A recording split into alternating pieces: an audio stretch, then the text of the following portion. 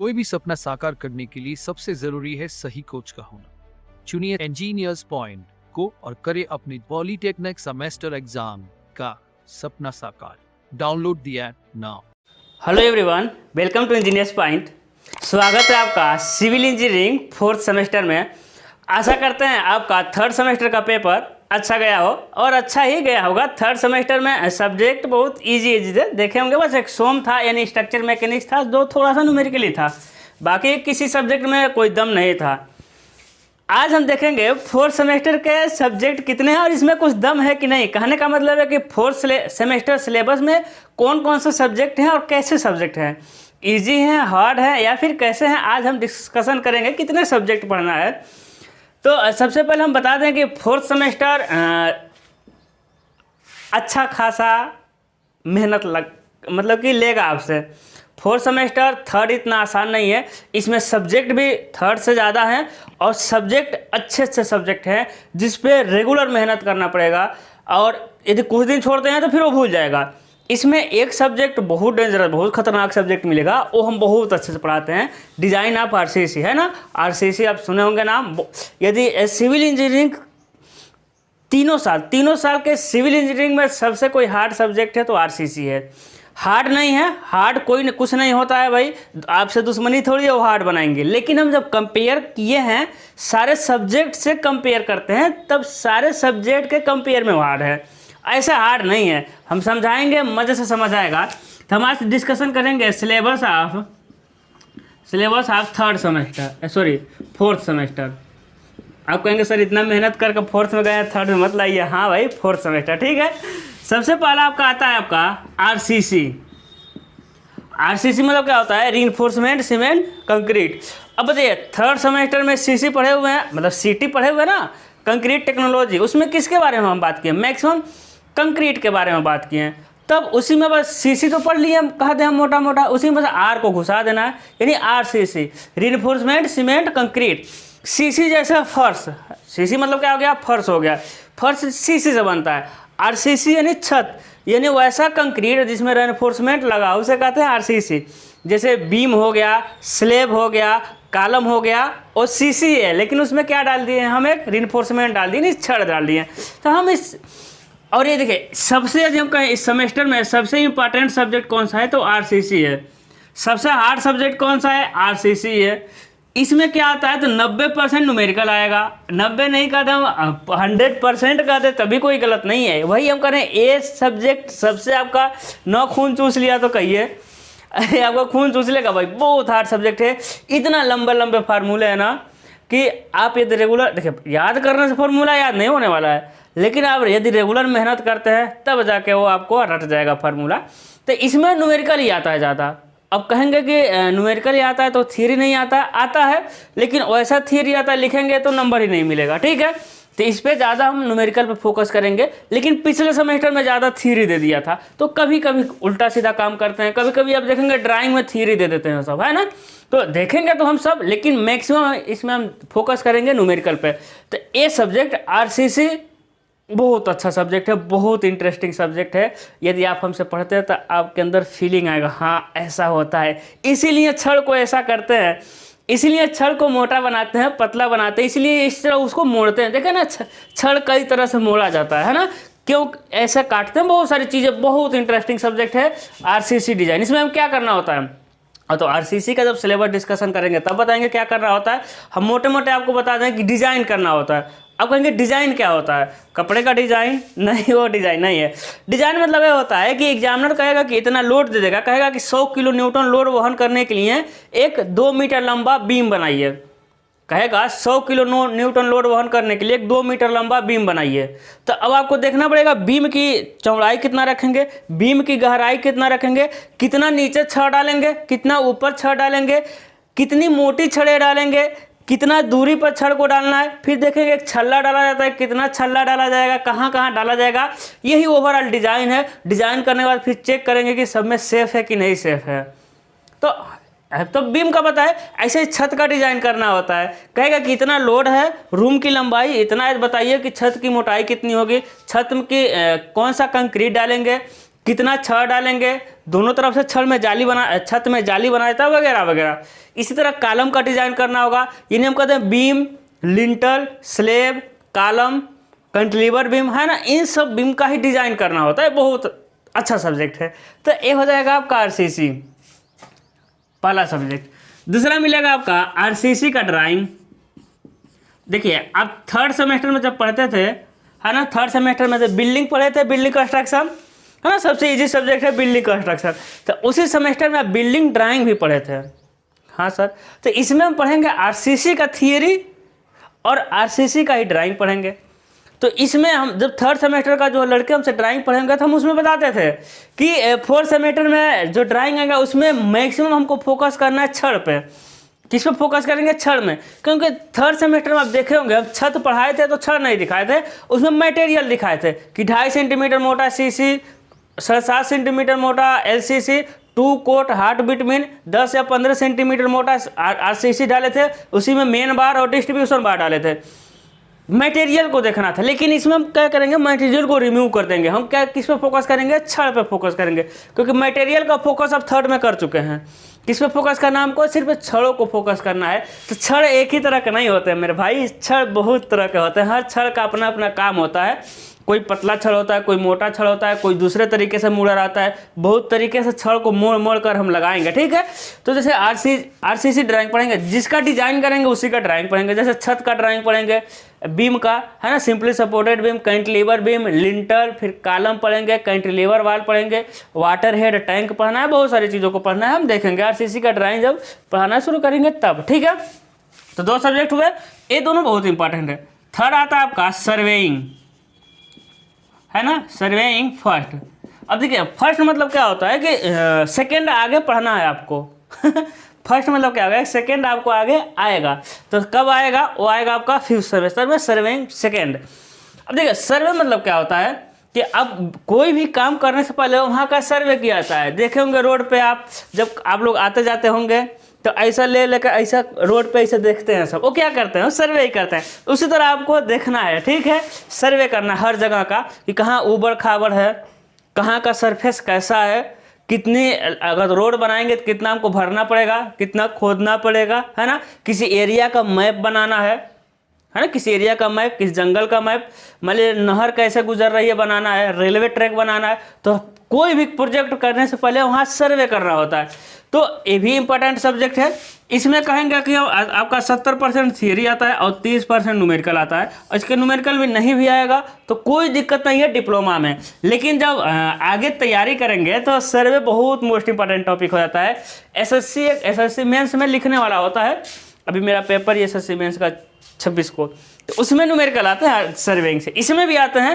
लेकिन कहने का मतलब है नहीं न्यूमेरिकल करेंगे तो पास हो जाएंगे। लेकिन मेरी बात को मानिएगा मेरे भाई, आपको पास नहीं होना है। आप यदि अभी आप पास के लिए पढ़ रहे हैं ना तो बहुत बड़ा गलती कर रहे हैं। आगे आपका एक 3 साल बाद ना आपको एक जालिम दुनिया मिलेगी जहाँ कोई किसी का नहीं होता है। यानी जब कंपटीशन में उतरेंगे तो तब आपको एक नंबर, आधा नंबर के लिए कई लोग रहते हैं, हज़ारों लोग रहेंगे। 1 नंबर मतलब 1000 लोग 1 नंबर पे। तो अभी से आपको फोकस करके चलना पड़ेगा। हम सारी बुक बताएंगे कौन कौन सा बुक लेना है। प्लीज़, यदि आप का एम है कि हम गवर्नमेंट जेई बने तब, बाकी जो प्राइवेट करने वाले हैं उसके लिए तो नहीं भी पढ़ेंगे तभी काम चल जाएगा। लेकिन मेरा रिक्वेस्ट है कि बुक आप लोग जरूर पढ़ा करिए। किसी भी कंपटीशन में बुक से ही ज़्यादा क्वेश्चन पुट अप होता है। यदि आप सोच रहे हैं कि इधर कम पढ़ेंगे, डायरेक्ट जेई की तैयारी में 20-20 घंटा पढ़ देंगे निकल जाएगा, तो बहुत मुश्किल हो जाएगा।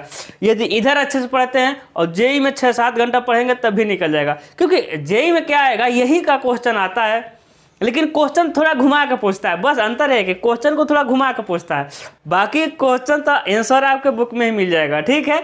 चलिए, तो आरसीसी ड्राइंग और सर्वेइंग फर्स्ट, इसमें होता है कंपास सर्वे पढ़ना होगा, चयन सर्वे।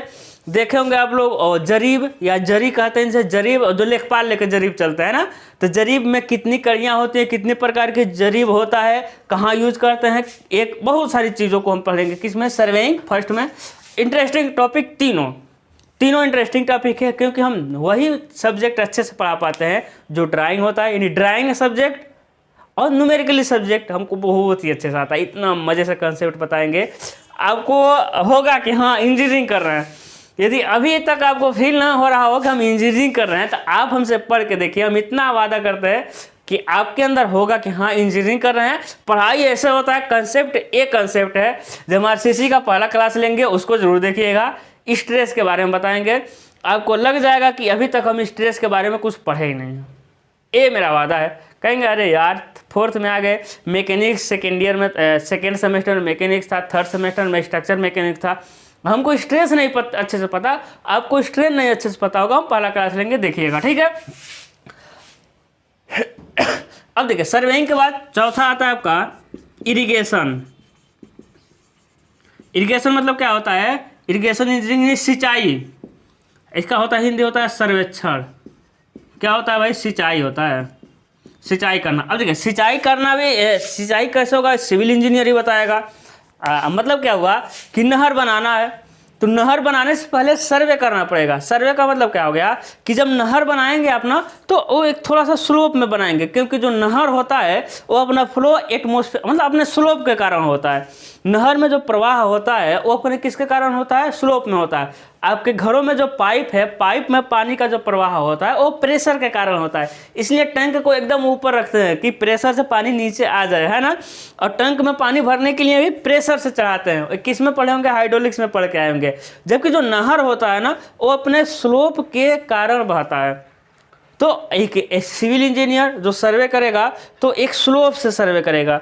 यानी क्या करना पड़ेगा, ये मान लीजिए ऊबड़ खाबड़ जमीन हो गया, तो ऐसा सर्वे करना है कि यहाँ से थोड़ा सा स्लोप लिए हुए जाए, थोड़ा सा स्लोप लिए हुए जाए। तो देखिए पर क्या पता चल रहा है कि ये आपका ज़मीन था, यानी यहाँ पे मिट्टी भरना पड़ेगा, जबकि यहाँ से मिट्टी को क्या करना पड़ेगा? काटना पड़ेगा, है ना। तो एक स्लोप में नहर बहता हुआ चला जाएगा, ठीक है। तो ये भी एक सिविल इंजीनियर ही अच्छे सर्वे करके नहर बनाएगा। फिर सबसे पहले क्या होता है? नदी होती है, नदी में व्यवस्था करके उसमें से बड़ी नहर निकाला जाता है, फिर उसमें से छोटी नहर निकाला जाता है, फिर माइनर निकाला जाता है, फिर उसमें से नाली निकाल कर खेतों तक लेके जाया जाता है। बात को समझ रहे हैं ना। तो सबसे पहले नहर पे हम लोग हेड वर्क करते हैं, उसे हम कहते हैं कैनाल हेड वर्क। नदी के पानी को रोका जाता है डैम बना करके, है ना। डैम बनाया जाता है, फिर वहाँ से एक बड़ी नहर निकाला जाता है। नहर में पानी रोकने का भी व्यवस्था होता है, कंट्रोल करने का भी व्यवस्था होता है। उसे कहते हैं हेड रेगुलेटर कहते हैं। कितना पानी छोड़ेंगे तो कितने एरिया में हम सिंचाई कर सकते हैं, है ना। बहुत सारी बियर क्या होता है, कहीं और दिमाग नहीं लगाना है। बियर दूसरा बियर है, सिविल इंजीनियरिंग वाला बियर, है ना, बदमाशों वाला बियर नहीं। बियर क्या होता है, बैराज क्या होता है, डैम क्या होता है, बियर बैराज कहाँ अच्छे लोकेशन पे बनाया जाता है। बात को समझ रहे हैं ना। हाँ, तो ये हो जाएगा इरिगेशन। फिर पांचवा आपका आएगा आपका highway engineer. Highway engineering, highway मतलब समझ रहा आ रहा होगा आपका, शायद यातायात होगा। हाईवे आपको समझ आ रहा है? हाईवे मतलब समझ रहे हैं, कोई दिक्कत नहीं भाई, रोड का। अब रोड का सर्वे करना है तो रोड का भी देखेंगे कि भाई कितना मोटा कंक्रीट को, देखे ना आजकल कंक्रीट का रोड बन रहा है, तो सर्वे किया जाता है पहले कितना मोड़ कहाँ रखेंगे। ऐसा नहीं ना कि तुरंत मोड़ देंगे, ऐसा ज़रा तुरंत मोड़ना फिर सब लोग वहीं गिरने लगेंगे। जब मोड़ बनाएंगे तो सुपर इलिवेशन एक तरफ का एरिया को उठा दिया जाता है, कितना उठाएंगे, है ना। हाईवे पढ़ेंगे कि भाई रोड पे जो काला वाला अलकतरा वाला रोड होता है उसके किनारे कितना हमको छोड़ना पड़ेगा, फिर किनारे कहाँ हमको पेड़ लगाना है। बात को समझ रहे हैं। नेशनल हाईवे किसे कहते हैं, स्टेट हाईवे किसे कहते हैं, डिस्ट्रिक्ट हाईवे किसे कहते हैं, विलेज रोड किसे कहते हैं, समझ रहे हैं चीज़ों को। फिर परमानेंट वे किसे कहते हैं, हाईवे इंजीनियरिंग पढ़ना है, पूरा हाईवे के बारे में पढ़ना है ना। तो मान लीजिए कि रोड से कितना दूरी पर गवर्नमेंट का ज़मीन होता है, कितना दूरी छोड़ के आप अपना घर बना सकते हैं, सारा रोड के बारे में पूरी जानकारी मिलेगी आपका, बहुत सारी चीज़ों को मिलेगा। अब इरिगेशन हाईवे ये दोनों थियरी मिल जाएंगे आपके। ये दोनों क्या है भाई, थियरी है। हम कहते हैं 100% थियरी है तो कोई दिक्कत नहीं, 100% ही थियरी है, ठीक है। हाँ जी, चलिए देखते हैं। सबसे ज़्यादा दिक्कत है यार मेरे में इंक थोड़ा ख़त्म हो जाता है भाई। अभी तो 2-3 मार्कर था यहीं पे, ओ तेरी लाए फिर। अरे भाई मार्कर की कमी नहीं रहती है मेरे यहाँ। चलिए देखते हैं। चमक रहा है लेकिन दिखाई दे रहा है, ठीक है। छठा क्या होता है आपका, छठा आ जाएगा आपका एनर्जी कंजर्वेशन। एनर्जी कंजर्वेशन, है ना। एनर्जी कंजर्वेशन आपको समझ आ रहा है नाम से ही, ये भी थियरी ही है आपका। एनर्जी कंजर्वेशन मतलब कि जो ऊर्जा का संरक्षण करना है। ऐसा ना हो कि भाई आपके यहाँ मीटर ना लगा हो तो ठंडी में वो जलता है, क्या जलता है, हाइड्रोजन जलता है ना, लड़के जलाते हैं अपने रूम में गर्मी के लिए।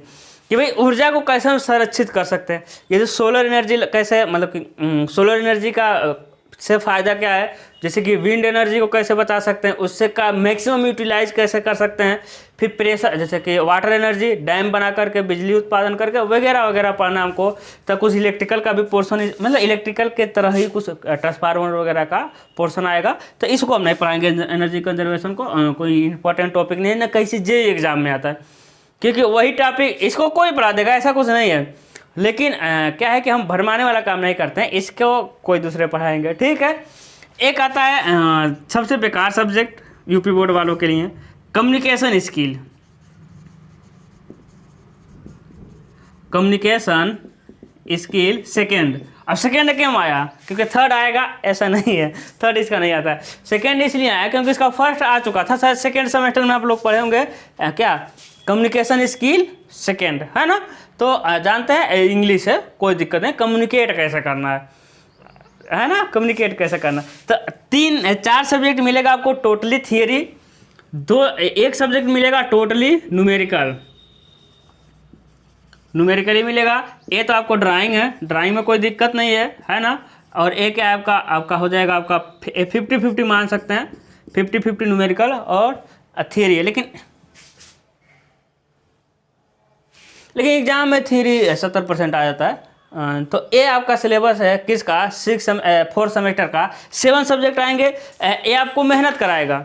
अब कहेंगे मेहनत क्यों कराएगा, क्योंकि देखिए ये बहुत खतरनाक सब्जेक्ट है भाई, इस पर फोकस जरूर करिएगा। ये आपका मतलब ज़िंदगी बना देगा यदि इसको अच्छे से पढ़ लेंगे। और हम देखिएगा बहुत मस्त पढ़ाएंगे।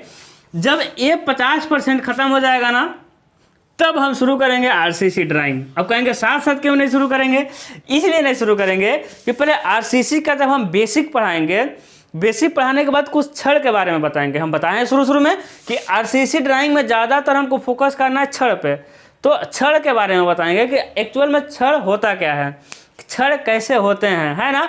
बहुत सारा छड़ के बारे में बताएंगे। जब आरसीसी आधा पढ़ लेंगे तब जाके आपको जान जाएंगे कि आरसीसी एक्चुअल में क्या है, छड़ कितने प्रकार के होते हैं, कहाँ कहाँ यूज होते हैं। तब हम आरसीसी ड्राइंग पढ़ाएंगे तो आपको ऐसे ऐसे समझ आएगा। नहीं तो हम चिल्लाएंगे कि ऐसा होता है, बेंटअप बार होता है, आप कहेंगे तो मास्टर कह रहा है तो होता ही होगा लेकिन जब आरसीसी आप पढ़ लेंगे तब कहेंगे हाँ होता है, आप पढ़ाए हुए हैं इसका यूज। जब हम कहेंगे बेंटअप बार तो आपके माइंड में सब कुछ घूमने लगेगा। बेंटअप बार का डाया कितना होता है, EFI 250 होता है कि 415 होता है। बेंटअप बार का यूज कहाँ करते हैं, कितने दूरी पर बेंट करते हैं, कितने एंगल पर बेंट करते हैं, नाम लेते ही माइंड में क्लिक कर जाएगा। लेकिन इसको बिना पढ़े या ड्राइंग पढ़ेंगे तो कहेंगे होता होगा, चलो मान ही लेते हैं, फिर रटेंगे बाद में, भूलेंगे, कोई मतलब नहीं रहेगा। और अभी हम सर्वे और क्या है कि आरसीसी को साथ लेके चलेंगे। लेकिन एक मेरा सजेशन मानिएगा, यदि आप कॉलेज जाते होंगे तो सर्वे जरूर करिएगा। सर्वे का प्रैक्टिकल होगा तो सर्वे जरूर करना है। यदि आप प्रैक्टिकल नहीं करेंगे तो फंसेंगे। प्रैक्टिकली मतलब होता है कि इंस्ट्रूमेंट को आप, प्रैक्टिकल मतलब आपको सिर्फ इंस्ट्रूमेंट देखना है। यदि इंस्ट्रूमेंट देखे रहेंगे तो आपको समझने में बहुत आसानी होगी। और यदि इंस्ट्रूमेंट नहीं देखे होंगे फिर थोड़ा थोड़ा फंसेंगे। क्या फंसेंगे कि हाँ सर कह रहे हैं तो होता होगा बस यही बात है, बाकी समझ तो आएगा। लेकिन यदि आप इंस्ट्रूमेंट देख लेंगे तो ज़्यादा आपको ज़्यादा मेहनत नहीं करना पड़ेगा, आपको आसानी से समझ आएगा। ठीक है, तो आई होप आप मेरी बात को समझ रहे होंगे। तो आज के लिए बस इतना ही रहने देते हैं। इतना सब्जेक्ट आपको पढ़ना है। ये दोनों, हाँ यहाँ तक आए थे। ये दोनों क्या है कि ये दोनों थियरी है।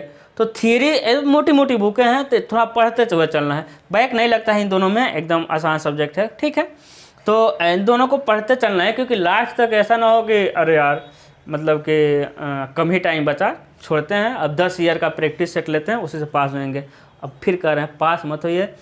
अपन जब हम लोग पढ़ते थे दो बार 3 बार इन सारे सब्जेक्ट को ख़त्म कर देते थे, है ना। तो आप लोग कोशिश करिए कि 2 बार तो कम से कम पढ़ ही दें। ठीक है, तो ये एनर्जी कंजर्वेशन, कम्युनिकेशन स्किल पे कम फोकस करना है। कुछ है नहीं इसमें ना, जेई में भी नहीं आता, इन दोनों से कोई मतलब नहीं है। ठीक है, तो आई होप आप समझ गए होंगे कि पूरे सेमेस्टर में कैसे कैसे करना है। तो आज के लिए बस इतना ही। हंसते रहिए, मुस्कुराते रहिए। All the very best.